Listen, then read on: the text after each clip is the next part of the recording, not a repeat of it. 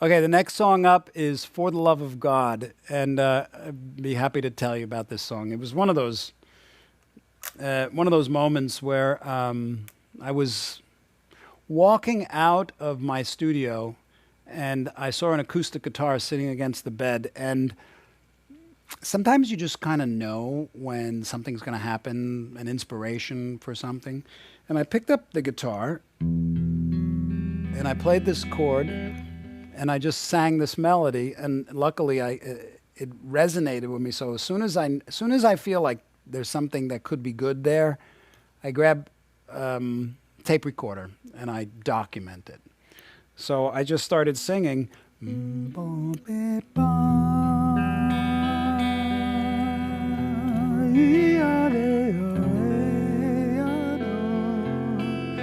So the melody was sung, it wasn't played. So it came from a different place than my fingers. And when you search for melodies in your inner ear as opposed to what your fingers play, you're going to get something different. Because a lot of times your fingers move with the memory, with finger memory, which is your favorite riffs, scales, stuff like that. But when you're forced to use your ear to create a melody, it's different. And it can be very lovely. In this case, I thought it came out very sweet. And it was it's like liberty, finding where the right chord is for the melody. I know I hit it right there. And then just naturally I went.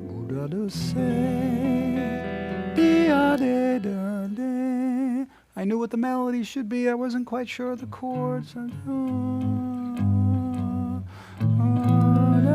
There it is. Can't be anything else. That is the only thing it could be. And I knew it when I hit it. And you can find that you'll know it. You'll just know. If you're connected with your inner ear. Otherwise you're meandering nowhere.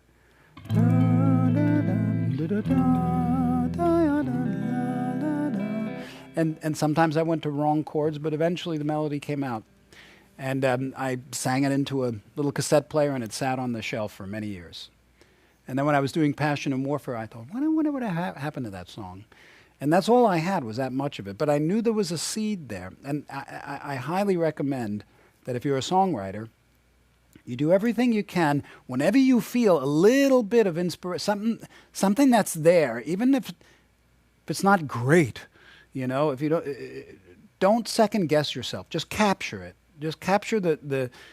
I've got my iPhone. It's not with me right now, but I've got probably thousands of little snippets of ideas. Some of them are pure crap, but some of them turned into songs that I've worked on and released, such as "For the Love of God," but that was recorded on a cassette player. Don't underestimate the power of your own inspiration, and be aware of it. Be on guard for it. Be receptive. When you're in that receptive mode, step 3, it's going to come. Are you ready to grab it? Or are you telling yourself, no, that's not it. That's not good enough, or whatever. Just grab it somehow. And you never know. And that's how that melody came out. But there was something about it that I knew was kind of rich and special, because even when I was singing it, I felt very moved. Now it moved me, and I'm the only person I had to think about. You're the only person you have to think about when you write something. Does it move you? I didn't know if it would move anybody else. As a matter of fact, when I finished it, the first person I played it for said, well, it's kind of long, it's kind of wanky, I don't know. They had a tin ear. So if I would have taken their advice, that song wouldn't have appeared on the record. Now, recording it was a real challenge, because I was in the midst of getting ready to go on tour with Whitesnake.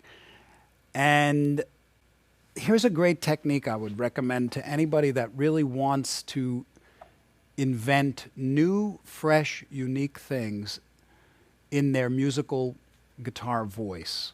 And I do this all the time. It's my favorite thing to do. I take a vamp like this, like "For the Love of God." I recently did it on a new track and came out with some really interesting things. And I just soloed over it for quite a long period of time, like an hour, 2 hours, for a couple of days. And then I listen back, and I try to find things that have like a little juice in them, that have a little bit of they got it like an energy that's, that's kind of cool. That's different. And then I grab that and I work on it, and I develop it into something. And next thing you know, you have a new, unique thing for your vocabulary. And then you string them together, and you got something that's just totally different for you. And that's what I did with this song. It was slow, kind of at first, listening to each section and playing it until something came out that wasn't just a jam solo, you know what I mean? Just like a repetition of my previous riffs. It was a jam solo to a degree, but it was looking for new stuff. So once I got that, then I recorded each section and focused on making each section right. And each section had a riff in it that was a little bit different than what I would normally do. But then at the end, when the song was done, I listened to it, and it sounded pieced together. It sounded like one section pieced together, another section pieced together. So I knew what I needed to do was learn it all and make it natural, and then just record it. So that's what I did. I learned basic outline of these unique little riffs. And then I got them to the point where they just felt natural. And then I just did the solo. And I think it was 2 or 3 takes, and then I chopped it together, or comped it together back then, as they say. And that's how the song came about. But I would like to take maybe some time and actually go through this song and show you some of the techniques that came up. I'll play through it, and then I'll stop and kind of show you some of the thoughts on some of the riffs. At first, I just wanted that melody to sing without any interruptions of vibrato, really, or bending notes or anything. I wanted that neck position pickup, just that warm, just like Liberty, without any real movements. So even the opening riff in this song,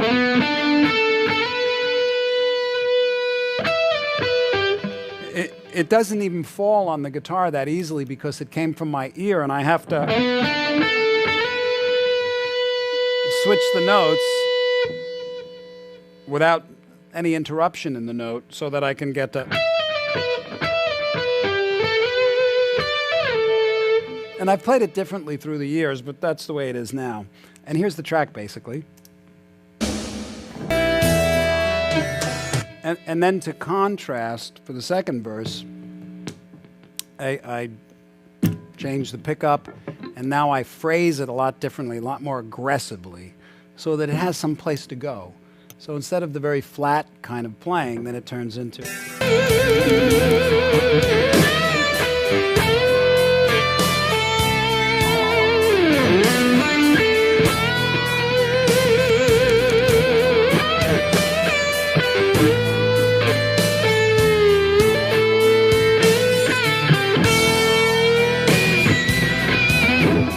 A couple of riffs in there that are kind of interesting. I see it's very flattering. I see a lot. Share some of them to maybe inspire you to use them and expand upon them, or come up with your own.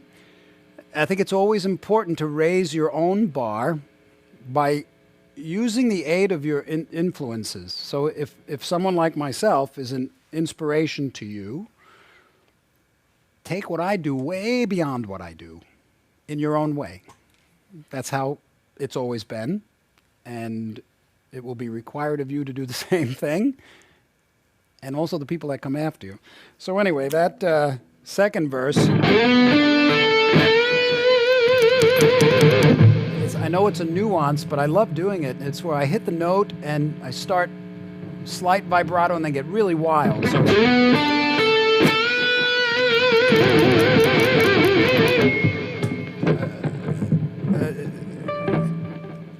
subtle, but fun.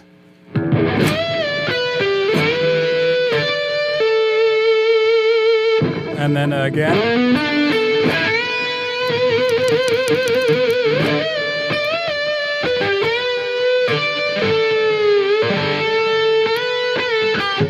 next one here, I just wanted that harmonic to be right in the right spot.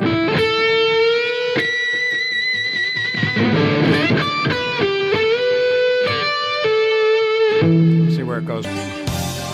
So a riff like that is kind of nice. There's a lot of phrasing in it. Now this is what I mean by taking the technique and then going deeper. Because the riff is really...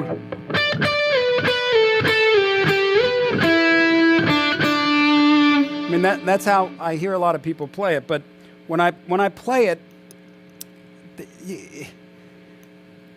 if you put your attention in the note, you become the note, and then it takes on a different dimension. Can't really explain it. You just got to do it. So with something like that, and that's a sound, you know. It's not, and it's a big difference.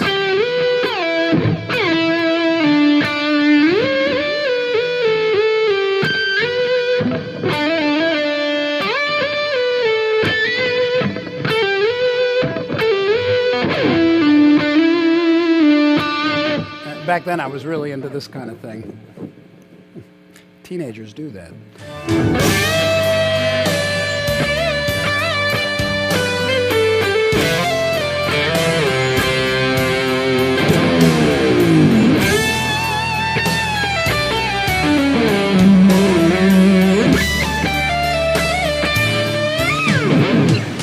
Okay, so that little riff there is, I know it seems subtle. Every night I play this song, and I've played it virtually every show I've done since the record came out 30, 25 years ago. I never get tired of it. I never get tired. And it's because if you put your attention into what you're playing, there's no end to how deep you can get into the melody. And certain little riffs that through the years have become very rich for me, even though they just might go over everybody's head. I'm totally one with, that's the only way to explain it. I become totally one with the note when it happens, because everything in you is in the note. And this one riff that goes...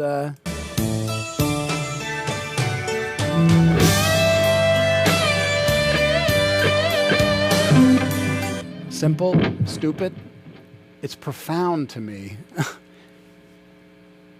And I look forward every night to doing that. I don't know why, but the point I'm making is it's okay to get really, really personal about something that's just simple, that maybe nobody else even knows. Because what you end up discovering is they feel it. And I really enjoy that little quirky stuff that comes out of my playing sometimes, like, you know, and that's just the way that the tailpiece is set up on the pickup, that it kind of frets itself out, and it creates that little squeak.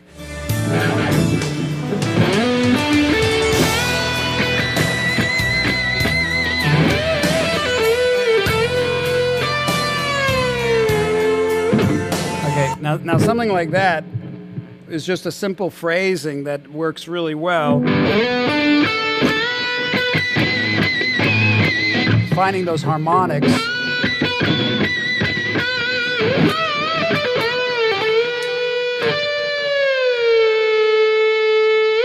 You'd be surprised how tricky that is. I've never seen anybody do it when they are playing this song, maybe because their whammy bar isn't set up for it, but it's just a different way of phrasing that melody.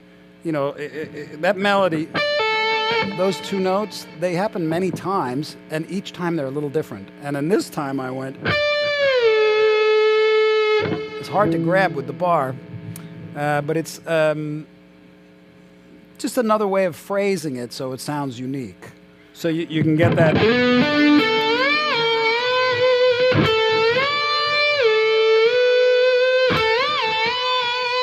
Now, what I might do is make an exercise out of that and make a riff out of it by just sitting around for a while going.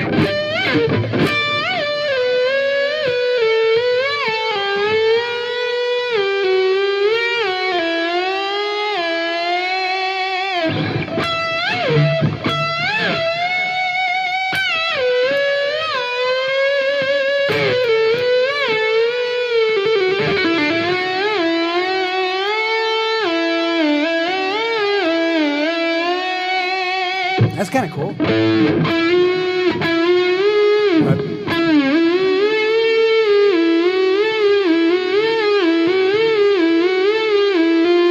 Okay, so now like a riff like that, I've never done it before.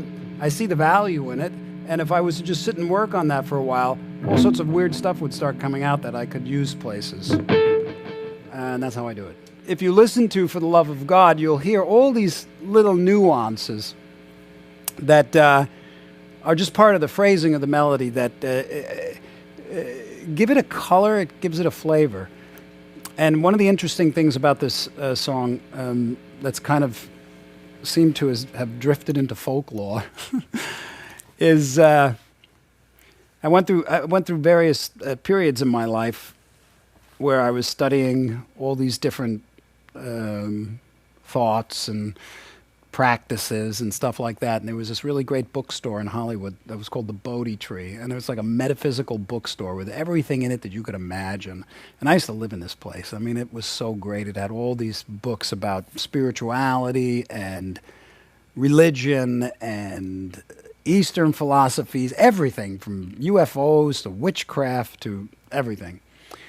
And I just lived there, basically. I read everything I could. And there was this one book that I read that I was inspired by. It was called The Miracle of Fasting by Paul C. Bragg. And it talked a lot about the health benefits and the mental benefits of fasting. So I started experimenting with fasting, and it started out with 1 day a week. And then, and this was just water. Nothing but water fasting, distilled water. And then I started getting into fasting for 10 days, 2 times a year.